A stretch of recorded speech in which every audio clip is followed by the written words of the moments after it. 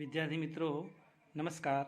આજે આપણે ધોરણ 8માં દ્વિતીય સત્રમાં સંસ્કૃત વિષયમાં આપણે આજે ત્રીજો પાઠ છે પ્રહેલિકા એટલે ઉખાણા, એની સમજ આપણે આજે મેળવીએ। વિદ્યાર્થી મિત્રો, ઉખાણા અને પ્રહેલિકા તમે 7મા ધોરણમાં પણ ભણી ગયા, બરાબર છે? એવી રીતે 8મા ધોરણમાં પણ આવે છે। હવે સંસ્કૃત જે સાહિત્ય છે એમાં જુઓ તો વ્યવહારિક જ્ઞાન આપનાર સુભાષિતો ઉપરાંત પ્રહેલિકાઓ, ઉખાણા જે સમસ્યાના શ્લોકો છે પણ અગત્યનું સ્થાન આપણને ધરાવે છે।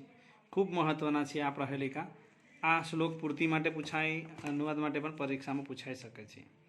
બહુ જ લોકપ્રિય કાવ્ય પ્રકાર પણ કહેવાય છે અને વિદ્વાનો અને વિનોદ ગોષ્ઠીઓમાં રહસ્યને ગુપ્ત રાખવા માટે લોકોને ભ્રમમાં નાખવા પ્રહેલિકાઓનો પ્રયોગ થતો હતો। એ વખતે એ વિનોદ ગોષ્ઠી એટલે આનંદ માટે અને આપણને વિચારવા માટે, આપણે વિચારીએ, આપણી વિચાર શક્તિ વધે એટલા માટે આ પ્રહેલિકા ઉખાણા હોય છે। ગુજરાતીમાં આપણે એને ઉખાણા કહીએ છીએ, બરાબર? તો આ પાઠનો જે શ્લોક છે એમાં જો ક્રમ નંબર 6 નંબરનો શ્લોક છે છેલ્લો, એ પ્રહેલિકા છે। આવી પ્રહેલિકામાં ઉત્તર શ્લોકની અંદર જ સમાયેલો છે। ઉત્તર શ્લોકમાં સમાયેલું ન હોય તેવા પ્રહેલિકા બહેરીલા પ્રહેલિકાઓ કહેવામાં આવે છે। પણ અહીંયા જે છઠ્ઠો છે એમાં પ્રશ્ન છે ને એના જવાબો અંદર જ આપેલા છે, આપણે જોઈશું, બરાબર છે?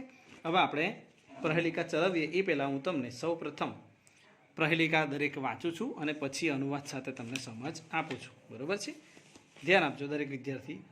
જુઓ, પહેલી પ્રહેલિકા છે એ જો હું વાંચું છું કે એક ચક્ષુન કો અયમ બિલમિચ્છન પન્નગઃ ક્ષીયતે વર્ધતે ચેવન સમુદ્રો ન ચંદ્રમા। બીજી ઉખાણો, ચતુર્મુખો ન ચ બ્રહ્મા વૃષારૂઢો ન શંકર નિર્જીવ ચ નિરાહારી અજ્રશ ધાન્ય ભક્ષણમ। ત્રીજો પ્રહેલિકા, અપદો દુર્ગામી ચ સાક્ષરો ન ચ પંડિત અમુખ સ્ફુટ વક્તા ચયો ન જાનાતિ સહ પંડિત। પર્વતાગ્રે રથો યાતિ ભૂમો તિષ્ઠતિ સારથી ચલતી વાયુ વેગેન પદમેકમ ન ગચ્છતિ। પાંચમો, સુવર્ણસ્ય ચ જાનકી પ્રેષિતા તવ રામેણ સુવર્ણસ્ય ચ મુદ્રિકા। છઠ્ઠો, ભોજનાંતે ચ કિં પેયમ જયંત કશ્યપે સુતઃ કથમ વિષ્ણુપદમ પ્રોક્તમ તક્રમ ચક્રસ્ય દુર્લભમ। હવે વિદ્યાર્થી મિત્રો, પહેલો જે પ્રહેલિકા છે આપણે જોઈએ એમાં શું કહેવા માંગે છે અનુવાદ સાથે, તો એક ચક્ષુનો કોકો અયમ બિલમિચ્છન પન્નગઃ ક્ષીયતે વર્તતે ચેવ ન સમુદ્રો ન ચંદ્રમા। એટલે કે એ આંખવાળો છે, એક ચક્ષુને એટલે એક આંખવાળો છે, આ એક આંખવાળો છે પણ કાગડો નથી। કોકયમ એટલે કાગડો નથી।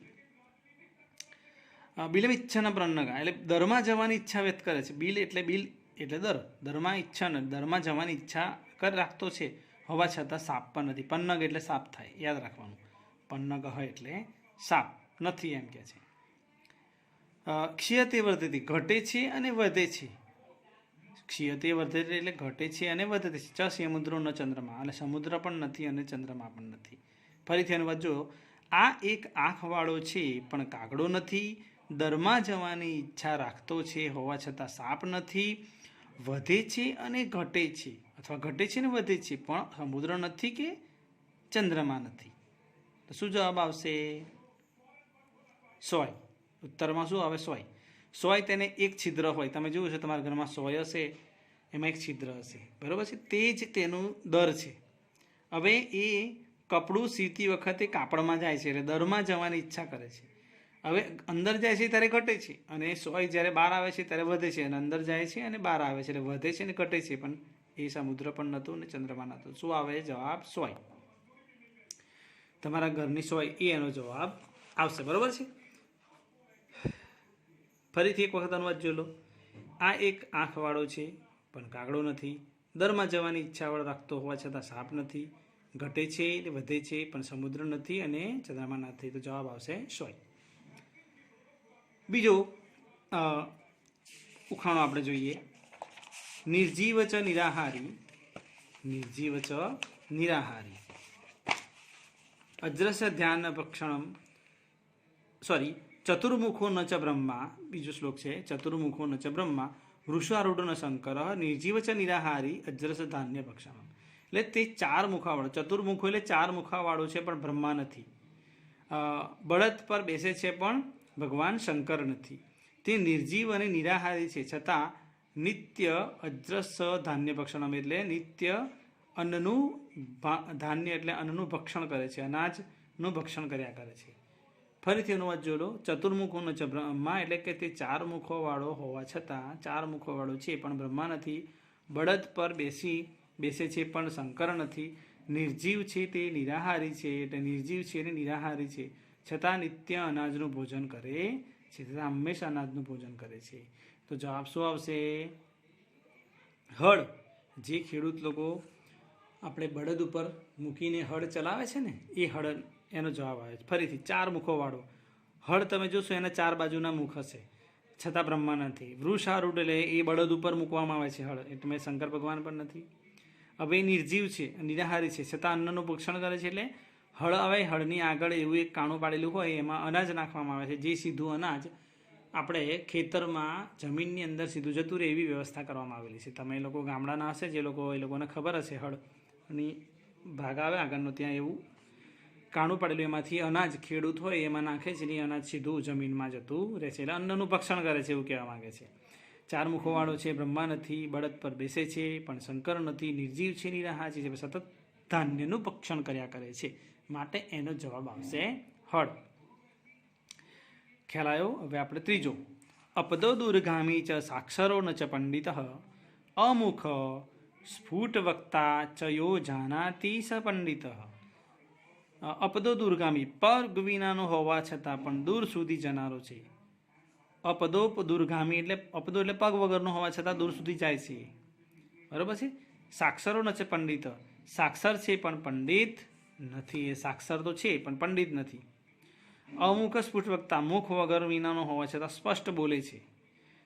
જે તેને જાણે છે તે પંડિત થઈ જાય. જાનાતી સહ પંડિત, જે તેને જાણે છે તે પંડિત થઈ જાય છે. ફરીથી એનું વાત જોઈ લો કે જે પગ વિનાનો હોવા છતાં દૂર સુધી જાય છે, સાક્ષર હોવા છતાં તે પંડિત નથી, તેને મુખ નથી એટલે મુખ વિનાનો હોવા છતાં સ્પષ્ટ વક્તા બોલનાર છે, જે તેને જાણે છે તે પંડિત થઈ જાય છે. જવાબ આવશે લખેલો પત્ર. વિદ્યાર્થી મિત્રો, હવે લખેલો પત્ર હોય, તમે આ ગામમાંથી એને ટપાલમાં મૂકો તો દૂર સુધી જાય કે નથી જતો? સરસ. હવે એ સાક્ષર છે પણ જાતે પંડિત નથી, કારણ કે એમાં બધું લખેલું છે પણ જાતે વાંચી શકતો નથી.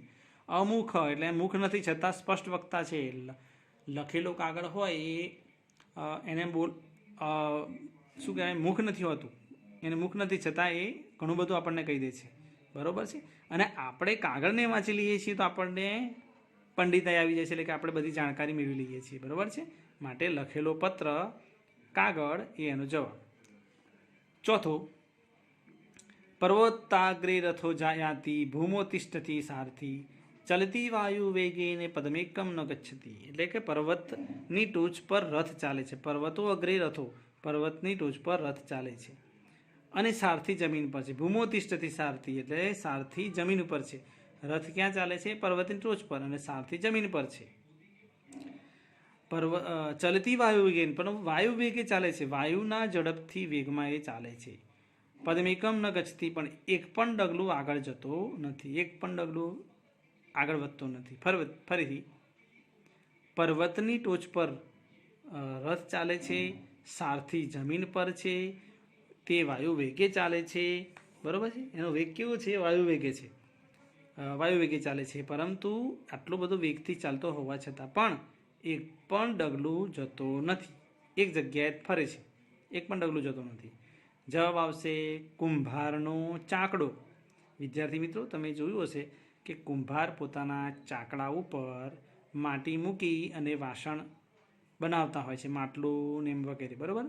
તો પર્વત રથો યાતિ ભૂમો તિષ્ઠતિ સારથી, એટલે પર્વત જે એ ચાકડો હોય છે એ રથના પૈડા જેવો આકાર હોય છે. રથનું પૈડું હોય એવો જ એનો ચાકડો હોય છે. તમે જોયું ના હોય તો જોઈ લેજો.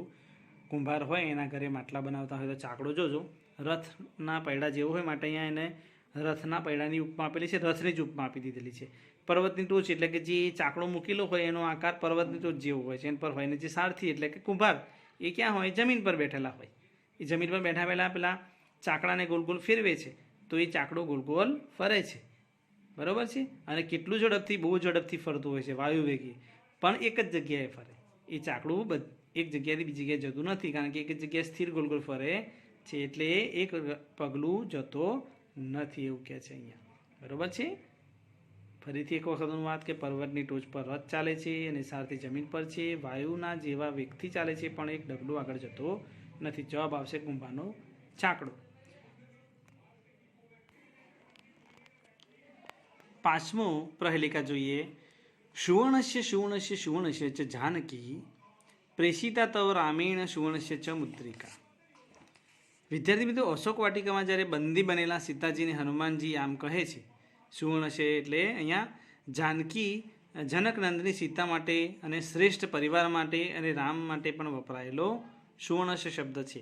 એ સીતા માતા માટે પણ વપરાયેલો છે. પરંતુ આ પ્રસંગ ક્યારે? જ્યારે અશોક વાટિકામાં સીતા માતાજી હોય બંદી બનેલા, ત્યારે હનુમાનજી આમ કહે છે, એટલે હનુમાનજી બોલે છે. અહીંયા સુવર્ણસ્યના અલગ અલગ અર્થ છે. સુવર્ણસ્ય એટલે માતા સીતાની વાત કરેલી છે. સુવર્ણસ્યનો અર્થ ઘણી બધી રીતે કરેલો છે. ચળકાંટ માટે પણ કરેલો છે. સુવર્ણસ્ય એટલે કે જનકનંદની સીતા શ્રી રામ માટે પણ વપરાયેલો હોઈ શકે છે. હવે એ કીધેલું કે સુવર્ણસ્ય, તો હનુમાન સીતાને કહે છે ઉચ્ચ કુળની હે જનકનંદની સીતા. સુવર્ણસ્ય એટલે ઉચ્ચ કુળની એ જનકનંદની સીતા, એ ખૂબ ઊંચા કુળની હોય છે. શ્રેષ્ઠ પરિવારના શ્રી રામે તારે માટે, સુવર્ણસ્યનો અર્થ એમ પણ કે શ્રેષ્ઠ પરિવારના શ્રી રામે તમારા માટે, તારા માટે આ ચળકતા રંગની, સુવર્ણસ્ય એટલે અહીંયા ચળકતા રંગની, હે જાનકી તવ રામેણ સુવર્ણસ્ય ચ મુદ્રિકા, એટલે કે રામે ચળકતા રંગની સોનાની મુદ્રિકા મોકલેલી છે. સુવર્ણસ્ય ચ મુદ્રિકા રામેણ તવ પ્રેષિતા. સુવર્ણસ્ય એટલે સોનાની ચળકતી રંગની સોનાની મુદ્રિકા તવ એટલે તમારા માટે રામેણ પ્રેષિતા, રામે મોકલેલી છે. અહીંયા રામ જ્યારે હનુમાનજીને સીતા માતાની શોધમાં જાય છે રામાયણમાં, ત્યારે હનુમાનજીને રામ ભગવાન સોનાની. તો વિદ્યાર્થી મિત્રો, અહીંયા હનુમાનજી જ્યારે ઉચ્ચ કુળની હે જનકનંદની સીતા શ્રેષ્ઠ પરિવારના શ્રી રામે તારા માટે ચળકતા રંગની સોનાની મુદ્રિકા વીંટી મોકલેલી છે, એવો એનો અનુવાદ થાય છે, બરાબર છે. હવે આપણે છઠ્ઠો જોઈએ. એમાં પહેલાં પણ કીધેલું છે કે અહીંયા 3 પ્રશ્નો છે, એના જવાબ અંદર જ છે. તો આપણે વાંચીએ પહેલાં. ભોજનાંતે ચ કિમ પિયમ જયંત કશ્ય વે સુત કથમ વિષ્ણુપદમ પ્રોક્તમ તક્રમ શક્રસ્ય દુર્લભમ. અહીંયા પહેલો પ્રશ્ન છે, અંડરલાઈન કરું છું, કે ભોજનાંતે કિમ પિયમ, ભોજનના અંતમાં શું પીવું જોઈએ. શું કહે છે? ભોજનને અંતે શું પીવું જોઈએ, એવો આપણને પ્રશ્ન કરેલો છે. તો એનો જવાબ અંદર છે તક્રમ. તક્રમ એટલે છાસ. તક્રમ એટલે છાસ. બીજો પ્રશ્ન, જયંત કશ્ય વેસુત, જયંત કોનો પુત્ર છે? જયંત કોનો પુત્ર છે? તો જયંત ઇન્દ્રનો પુત્ર છે. ઇન્દ્રને સંસ્કૃતમાં શક્રસ્ય કહેવાય. તો જયંત કશ્ય વેસુત, તો જવાબ આવશે શક્રસ્ય. ત્રીજો પ્રશ્ન, કથમ વિષ્ણુપદમ પ્રોક્તમ, વિષ્ણુનું પદ કેવું કહેવાયેલું છે? તો વિષ્ણુનું પદ દુર્લભમ એટલે દુર્લભ કહેવાયેલું છે, એનો જવાબ આવશે દુર્લભમ. તો પહેલો પ્રશ્ન એનો જવાબ અહીંયા, બીજો પ્રશ્ન એનો જવાબ અહીંયા, અને ત્રીજો પ્રશ્ન એનો જવાબ અહીંયા આપણે મળી ગયો છે. ફરીથી ગુજરાતી જોઈ લો કે ભોજનના અંતે શું પીવું જોઈએ? તો છાસ. તક્રમ. જયંત કશ્ય વેસુત, જયંત કોનો પુત્ર છે? તો જવાબ આવશે શક્રસ્ય એટલે ઇન્દ્ર. કથમ વિષ્ણુપદમ પ્રોક્તમ, વિષ્ણુનું પદ કેવું કીધેલું છે? તો વિષ્ણુનું પદ દુર્લભમ કીધેલું છે, તો દુર્લભ કીધેલું છે, એનો જવાબ એ મળી જાય છે, બરાબર. તો વિદ્યાર્થી મિત્રો, આ પાઠમાં આપણે પ્રહેલિકામાં 6 પ્રહેલિકા આપણે જોઈએ, એમાં 5 પ્રહેલિકા, 6ઠ્ઠી પ્રહેલિકા આપણે પ્રશ્નવાળી જોઈએ, બરાબર છે. હવે તમારે કઈ કઈ વસ્તુ નોટમાં લખવાની છે, એક તો ટિપ્પણ લખજો સારા અક્ષરે. સ્વાધ્યાયમાં પહેલો પ્રશ્ન છે, નીચેના શબ્દોનું શુદ્ધ ઉચ્ચારણ કરો. જો હું શુદ્ધ ઉચ્ચારણ કરું છું, કાકોયમ, આનો ડ ઉચ્ચારણ ના થાય, કોકોડોયમ ના કરતા અ થાય છે. કાકોયમ, પન્નગહ, અજ્રસમ, સ્ફુટ વક્તા એમ બોલો, પર્વતાગ્રે, ભોજનાંતે. બીજો પ્રશ્ન, નીચેના પ્રશ્નોના જવાબ આપો, બરાબર છે. તો આ પ્રશ્ન છે સંસ્કૃતમાં, તમારે જવાબ પણ આપવાનો છે. જયંત કશ્ય પુત્ર, તો શક્રસ્ય, એ રીતે. ત્રીજો પ્રશ્ન, કૌંસમાંથી યોગ્ય શબ્દ પસંદ કરી ખાલી જગ્યા પૂરો. તો ચતુર્મુખે ખાલી જગ્યા અસ્તિ. ચતુર્મુખે કોણ હોય છે? વિષ્ણુ, શંકર કે બ્રહ્મા? તો બ્રહ્મા. ભોજનાંતે કિમ પેયમ અથવા પેયમ ખાલી જગ્યા, તો દુગ્ધમ, સુપમ કે તક્રમ? તો આપણે જોયું આગળ તક્રમ. એ રીતે એનો જવાબ તમારે લખવાનો રહેશે. ચોથો પ્રશ્ન જુઓ, નીચેના શ્લોકો સુંદર અક્ષરોમાં લખવાના. હતા શ્લોકો છે ભોજનાંતે અને અપતો દૂરગામી આપેલા છે, એ તમારે લખવાના રહેશે. ભોજનાંતે વાળો છે અને અપતો દૂરગામી વાળો પણ છે, બરોબર છે. આવ્યો એ એટલે તમારે લખવાના સારા અક્ષરે. નીચે આપેલા ગુજરાતી શબ્દોને સંસ્કૃતમાં લખો. તો ભોજન બાદ, મુખ વિનાનો એક ડગલો, વીંટી, દૂર જનાર, બળદ પર બેસનાર, બધા શબ્દો ગુજરાતીના સંસ્કૃતમાં શ્લોકોમાં જ આપેલા છે, તમારે શોધીને લખવાના રહેશે. 5 નંબર 10 છઠ્ઠો પ્રશ્ન જુઓ, અહીં આ એકમમાં વપરાયેલા સામાસિક શબ્દો આપ્યા છે, જેના આધારે અન્ય શબ્દો બનાવવાના છે. વૃષ ઉપરથી વૃષારૂઢ, બરાબર છે, એ રીતે તમારે બનાવવાના છે. પદ ઉપરથી પદમેકમ શબ્દ વાક્ય બનાવવાના છે. ભોજન પછી ભોજનાંતે, પર્વત પર્વતાગ્રે તમારે બનાવવાના રહેશે, બરાબર છે. તો પ્રહેલિકા પણ તૈયાર કરવાની રહેશે તમારે. હવે આપણે આ જ પાઠને ગ્રેડમાં પણ જોઈ લઈએ. જો ગ્રેડમાં આપણે હું તમને સમજ આપું છું, ફરીથી એક વખત જોઈ લો. પ્રહેલિકા એટલે ઉખાણું. એમાં આપણે પહેલો શ્લોક છે, ચોપડીમાં પણ હું કાઢું છું અને તમે ગ્રેડમાં પણ આ રીતે જોઈ શકો છો. અનુવાદ જે વિદ્યાર્થી પાસે ગ્રેડ ના હોય તો આ વિડીયોમાંથી પણ એ શીખી શકે છે, બરાબર છે. અનુવાદ જુઓ, પહેલો શ્લોક છે એનો અનુવાદ જુઓ. તો અહીંયા આ રીતે ગ્રેડમાં આપેલું છે અનુવાદ, એનો જવાબ પણ આપેલો છે સમજ સાથે. આ એક આંખવાળો છે પણ કાગડો નથી, દરમાં જવાની ઈચ્છા રાખતો છે, હવા છતાં સાપ નથી, ઘટે છે અને વધે છે પણ સમુદ્ર નથી કે ચંદ્ર નથી. પહેલા શ્લોકનો ગુજરાતી એનો જવાબ આવ્યો સોય. ઉત્તરમ સૂચિ એટલે સોય, બરાબર છે. તેને એક છિદ્ર આંખ હોય છે, તે જ તેનું દર હોય છે. કપડું સીવતી વખતે કપડામાં જાય ત્યારે ઘટે છે અને બહાર આવે છે ત્યારે વધે છે. બીજો ચતુર્મુખોવાળો છે શ્લોક, એના શબ્દો પણ તમારે વિદ્યાર્થી મિત્રો તૈયાર કરજો. એના શબ્દો પણ તમે નોટમાં લખજો, જેથી તમને થોડું વધારે શબ્દ સમજ મળે, બરાબર છે. એનો બીજા શ્લોકનું ગુજરાતી છે. તે 4 મુખવાળો છે પણ બ્રહ્મા નથી, બળદ પર બેસે છે પણ શંકર નથી, તે નિર્જીવ અને નિરાહારી છે છતાં નિત્ય અનાજનું ભક્ષણ કરે છે. ઉત્તરમ છે હલમ એટલે હળ, તે ખેતરમાં જ ફરે છે અને સતત ધાન્યનું ભક્ષણ કરે છે. હળને આકાર 4 મુખવાળો હોય તેમ લાગે છે. ત્રીજો શ્લોક એનું ગુજરાતી જુઓ, તે પગ વિનાનો પણ દૂર સુધી જનારો છે, સાક્ષર છે પણ પંડિત નથી, તે મુખ વિનાનો છતાં સ્પષ્ટ બોલનારો છે, જે તેને જાણી જાય છે તે પંડિત છે, એવું એ કહે છે. જવાબ આવશે લખેલો પત્ર. લખેલા પત્રમાં એવું જ હોય છે, બરાબર છે. ચોથો શ્લોક જુઓ, એનો અનુવાદ. એના આ શબ્દાર્થ ખાસ લખજો વિદ્યાર્થી મિત્રો. ફરીથી કહું છું કે ગ્રેડમાં આપેલા શબ્દાર્થ લખજો નોટમાં, જેથી તમારો શબ્દ ભંડાર વધે અને તમને અનુવાદ કરતાં પણ આવડી જાય. પર્વતની ટોચ પર રથ ચાલે છે, સારથી જમીન પર રહે છે, વાયુના જેવા વેગથી ચાલે છે પણ એક ડગલું આગળ વધતો નથી. જવાબ આવશે અહીંયા ઉત્તરમ છે કુંભકારસ્ય ચક્રમ, એટલે કુંભારનો ચાકડો. એને સંસ્કૃતમાં પણ આપેલું છે, બરાબર છે. 5મો શ્લોક છે એના તમારે શબ્દાર્થ વાંચીને તૈયાર કરવાના છે. એનું અનુવાદ છે, હનુમાન સીતાને કહે છે, ઉચ્ચ કુળની હે જનકનંદની સીતા, શ્રેષ્ઠ પરિવારના શ્રી રામે તારા માટે આ ચળકતા રંગની સોનાની મુદ્રિકા વીંટી મૂકેલી છે. અહીંયા ઉત્તરમમાં આ શ્લોકમાં સુવર્ણસ્ય ઉચ્ચ કુળની, સુવર્ણસ્ય એટલે શ્રેષ્ઠ પરિવારના, અને સુવર્ણસ્ય એટલે ચળકતા, સુરંગવર્ણની અને સુવર્ણસ્ય એટલે સોનાની, એમ સુવર્ણસ્ય શબ્દના 4 અર્થ આપેલા છે. આ શ્લોકમાં સુંદર યમક કે શબ્દાનુપ્રાસ અલંકાર પણ વપરાયેલો છે, કે સુવર્ણ શબ્દના અહીંયા 4 અર્થ આપેલા છે, એ તમારે સમજ માટે છે. 5મો શ્લોક છે એના શબ્દાર્થ પણ તમે વાંચજો, તૈયાર કરજો. કે ભોજન અંતે, બરાબર છે. પેલું મેં આગળ કીધું છે ભોજન બાદ, ભોજન અંતે. હવે આગળ એનું અનુવાદ જોઈએ, કે અનુવાદ એટલે ભોજનને અંતે શું પીવું જોઈએ? તો જવાબમાં છાશ. જયંત કોનો પુત્ર છે? તો ઇન્દ્રનો. વિષ્ણુનું પદ કેવું કહેવાયું છે? તો દુર્લભ. અહીંયા સંસ્કૃતમાં પણ છે. ભોજનાંતે કિમ પીએમ, પહેલો પ્રથમ પ્રશ્ન ઉત્તરમ છે તક્રમ. દ્વિતીય પ્રશ્નમ જયંત કસ્ય સુત અસ્તિ, તો ઉત્તરમ શક્રસ્ય. તૃતીય પ્રશ્નમ વિષ્ણુપદમ કથમ પ્રોક્તમ, તો ઉત્તરમ દુર્લભમ. તો આ રીતે વિદ્યાર્થી મિત્રો ગ્રેડમાં પણ અનુવાદ આપેલા છે. બરોબર છે. હવે શુદ્ધ ઉચ્ચારણવાળા પ્રશ્નો એ બોલીને તમારે લખવાના છે. બીજો પ્રશ્ન ઉત્તરવાળો, તો એના પણ પ્રશ્નોના જવાબ તમને મળી છે. પહેલો પ્રશ્ન છે એક ચક્ષુ ક અસ્તિ, તો કાકહ એટલે કાગડા, અને એક ચક્ષુ અસ્તિ કાગડો એક આંખવાળો હોય છે. બરોબર છે. એ રીતે તમારે અહીંયા કુલ 12 પ્રશ્નો 15 પ્રશ્નો છે. એમાંથી તમારા સ્વાધ્યાયમાં જે હોય એ લખવાના, બાકીના પ્રશ્નો તૈયાર કરવાના છે. ખાલી જગ્યા પણ આપેલી છે. અહીંયા કુંડળી પાડેલી છે એ તમારા ચોપડીના સ્વાધ્યાયમાંની છે, અને બીજા છે આ વધારાની છે, એ તૈયાર કરવા માટેની. બરોબર છે. એ જ ખાલી જગ્યાને અહીંયા વિસ્તારથી આપેલી છે. ત્યાર પછી સુંદર શ્લોકો સુંદર અક્ષરોમાં તમારે લખવાના રહેશે. અહીંયા એ શ્લોકો આપેલા છે. બરોબર છે. 2 આપેલા છે, બીજા 2 વધારાના છે.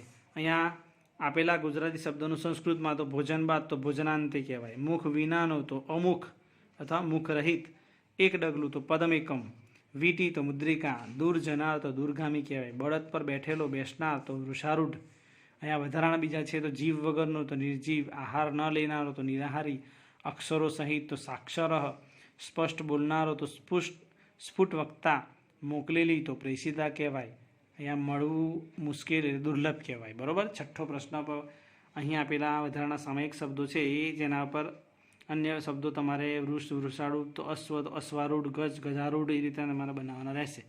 બરાબર. તો આ રીતે વિદ્યાર્થી મિત્રો આપણે પ્રહેલિકા પૂરી થાય છે. ચોથો પાઠ આના પછીના વિડીયોમાં આપણે